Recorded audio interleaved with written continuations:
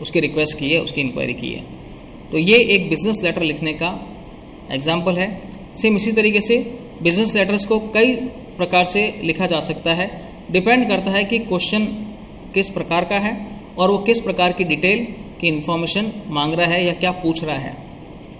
तो जो रिक्वायरमेंट है उस रिक्वायरमेंट से संबंधित आपको उस लेटर के बॉडी ऑफ कंटेंट में उससे संबंधित इंफॉर्मेशन लिखनी है। ठीक है, ये क्वेश्चन हमने डिस्कस किया है। आई होप यू अंडरस्टैंड, ये आपको समझ में आ गया होगा। सेम इसी तरह से ये पीडीएफ मैं आपको व्हाट्सएप के ऊपर सेंड कर चुका हूँ। आप इसमें और भी कई सारे बिजनेस कॉरेस्पॉन्डेंस लेटर से रिलेवेंट एग्जाम्पल्स दिए हुए हैं। ठीक है, यानी कि reply to the above letter, कि जो लेटर आपके ऑर्गेनाइजेशन द्वारा सेंड किया गया था वो उन्हें प्रॉपर तरीके से प्राप्त हो गया है और उनने उस लेटर का रिप्लाई दिया है। तो यहाँ पर सबसे टॉप पर जो लेटर लिख रहा है उस कंपनी का नाम आएगा, यानी सेंडर का। तो देखिए यहाँ पर हमने जिस समय लेटर लिखा था उस समय रिसीवर में इसका एड्रेस था, पर अब ये कंपनी वापस रिप्लाई कर दी है तो इसका यहाँ पर एज अ सेंडर या भेजने वालों में उसका एड्रेस में उसका नाम ऊपर होगा और पाने वालों में वापस दूसरी वाली कंपनी का नाम होगा। ये क्या है, आपके द्वारा जो लेटर भेजा गया था उसी का रिप्लाई है। Like new light electricals limited such and such address और न्यू दिल्ली, उसका रेफरेंस नंबर और date.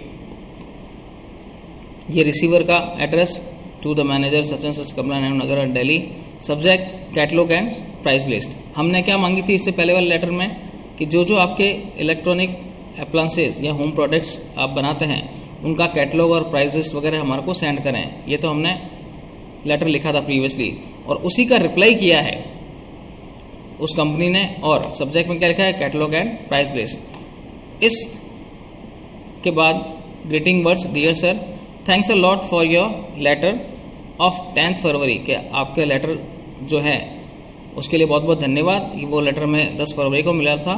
We really appreciate your interest in our products and your orders. हम बहुत ही अप्रिशिएट करते हैं कि आपने हमारे जो होम इलेक्ट्रॉनिक के जो प्रोडक्ट्स हैं उनमें इंटरेस्ट दिखाया और हम आपके ऑर्डर पाने के लिए बहुत ही ज़्यादा उसकी वेट कर रहे हैं कि आप कब इस प्राइस लिस्ट को, हमारे द्वारा भेजी गई प्राइस लिस्ट को और जो कैटलॉग है उसको देखकर हमें ऑर्डर दें। Now may we point out to you that our quotations contained the minimum price taking into account the variety of quality of the goods, the extra cost of packaging required for the goods you have ordered leave us only a thin margin of profit। हम लोग बहुत ही proper तरीके से आपको products को cell करेंगे और बहुत ही कम प्रॉफिट ऑफ मार्जिन में हम आपको कम से कम रेट कोट करेंगे। However, we shall be pleased to allow you an